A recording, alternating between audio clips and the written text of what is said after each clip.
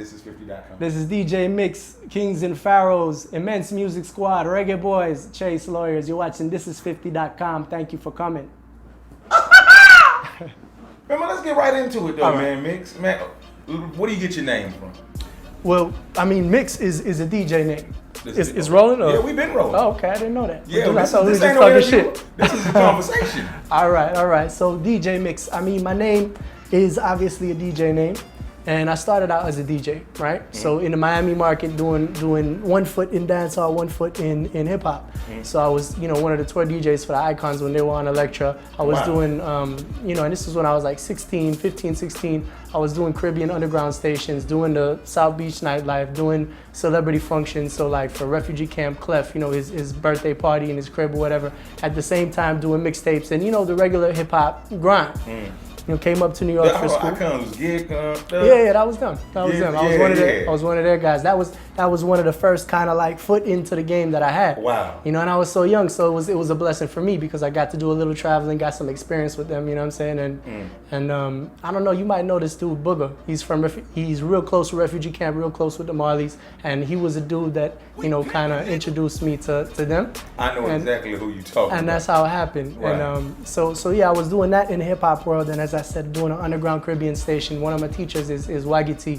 He's a big sound man in Miami. He's on 99 Jams. I'm not really sure if you know the station. Yeah, I do. But it's Cali. It was the one that Cali was on, right? So I was just doing that in Miami.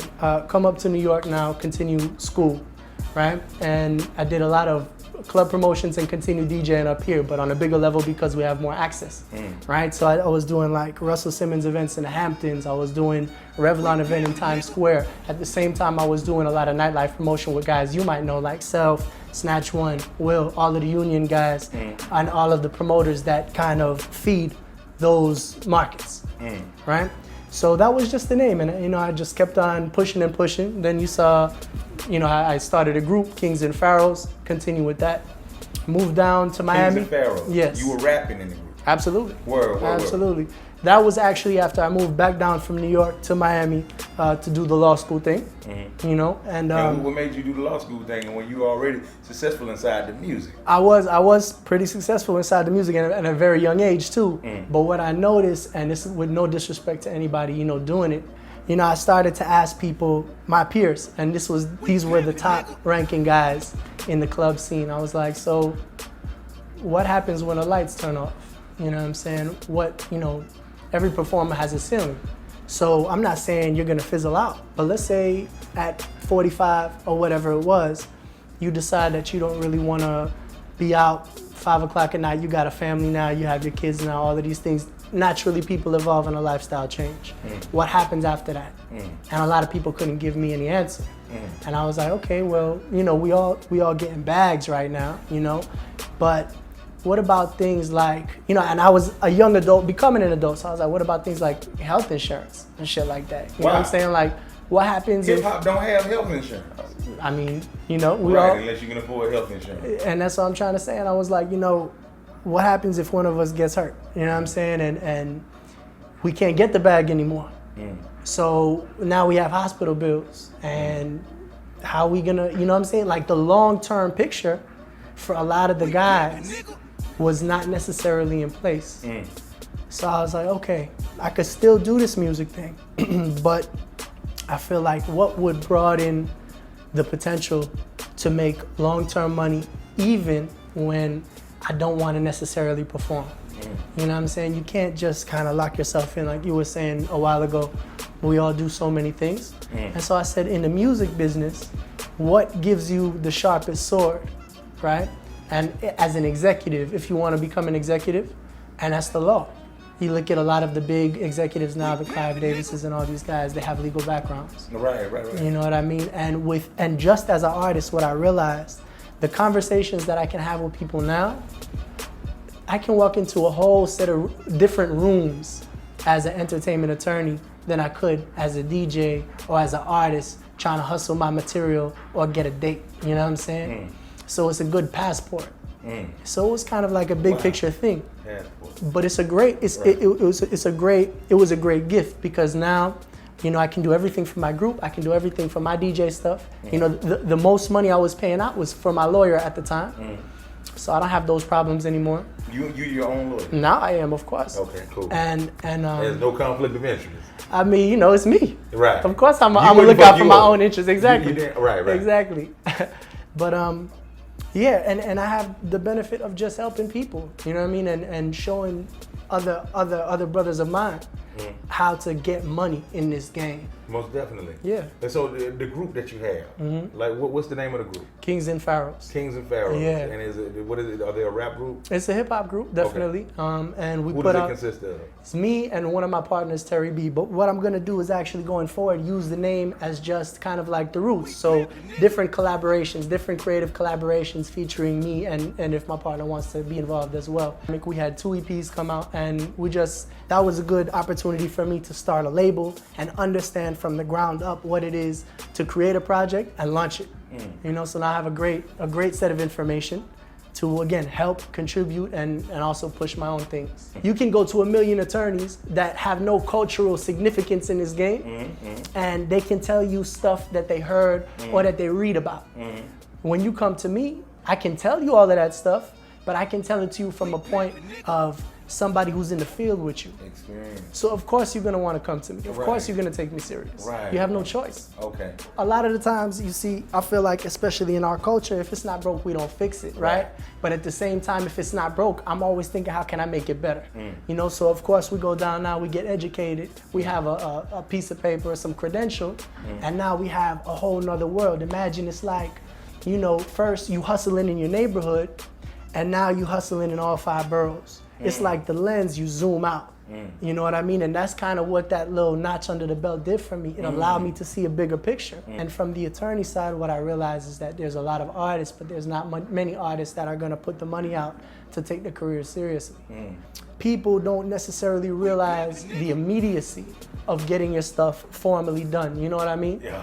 Because a lot of the time, they'll get to their breaking point, and then they'll be like, you know, the person on the other side of the table will be like, yo, your shit is a mess. I can't even fuck with you now, right? So you have to go now and either sort yourself out, but by the time you have yourself sorted out, you miss the opportunity because everything is about time and preparation, right? So I think I think young artists generally, they don't understand that this is more than just catching a bus, right? This is more than just, you know, being popular on the internet, right? This is about how do we make sure we can set ourselves up and we can own our content so that we can monitor how it generates revenue and put some money in our pocket and start thinking long term. You know this Thisis50.com, man. Could we borrow a couple bars from you, man? Oh man, I can't. You know, I can actually send you to the bars, right? Okay. So kingsandpharaohs.com, KINGZ and Pharaohs,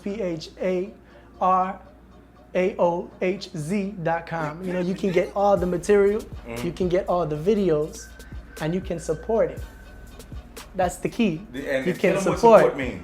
Support means put your money and invest into independent artists all the time, right? We have no problem going to the strip club and throwing zillions of dollars. It's unbelievable. But when your brother says, yo, support the music, what? You mean I can't have that for free? I told that to my homie the other day. Friendship is not about free. Friendship is, it's my pleasure to support what you're doing. Man, what people can find you, man, if they want to hire you as an entertainment Absolutely. lawyer? So as an entertainment lawyer, attorney Michael Epstein, Chase Lawyers, chaselawyers.com, right? And it's CHASE like the bank, lawyers with the S at the end.com. Another thing, Jack, that I really want to push is my guys at the firm and I, this is not a legal advice business, but we started something called Instant Record Label. And you can find that at instantrecordlabel.com. Now this is for the independent artist that doesn't necessarily have enough money to hire a lawyer and put them on retainer, but this is a service that it's like a prepaid legal for entertainment. Well, not necessarily prepaid legal. Imagine like this is where you go to get any kind of editable contract that you need specific to the music industry. Wow. So in a sense, it's sort of like a LegalZoom, but the thing that LegalZoom isn't doing is giving you the specific focus that we are. This is entertainment attorney contracts for affordable prices so that we can help lift up people that are in, you know, that might be fighting still. You know what I'm saying? Because there should be no reason that people stay ignorant. There should be no reason that people stay out of power.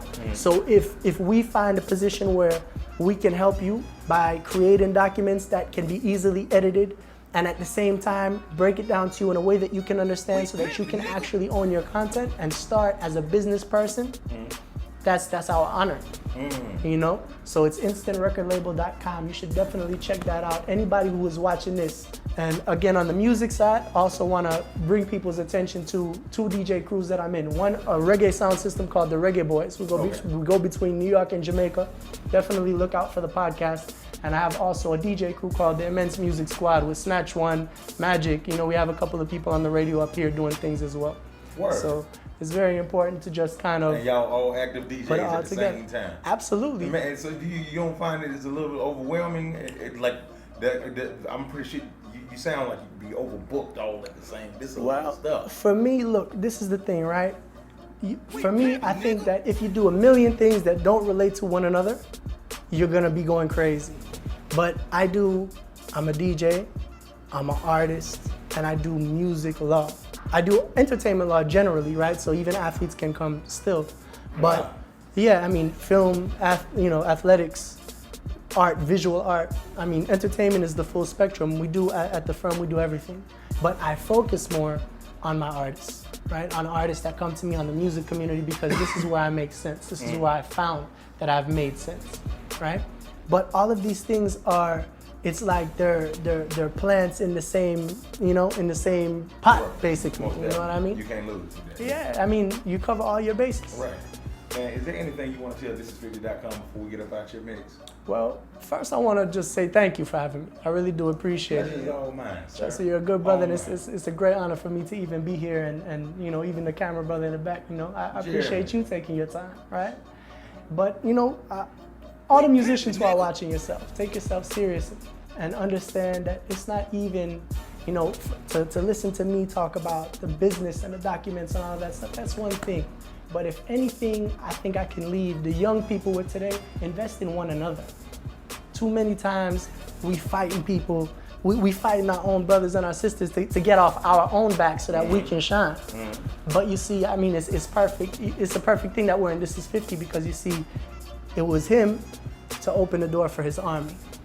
And it was never a situation where you only saw 50. You saw 50 doing this single, and then he prepared the next single featuring Lloyd, and then Lloyd prepared this single featuring Buck, and then Buck prepared. You know what I'm saying? It's always the train. So we can't lose sight of our biggest resource, and that's each other. So we have to think big, and we have to think formally, and we have to organize. That's not only for music, that's for life. Well said. Word. Well, like I always say, you just can't say you're really something, you gotta be, man. Make sure you go and take advantage of all these services, man. We over and we out of here. Do I have something in mind? Y'all go to commercial. I like Jack said. I was just gonna say it. Yeah, you know my line. Go on, do it. Go ahead and do it. Don't kiss them hoes in the mouth. Unless you got to. Quit capsizing, serenading them hoes. There's no Juliet for no Romeo with no dove.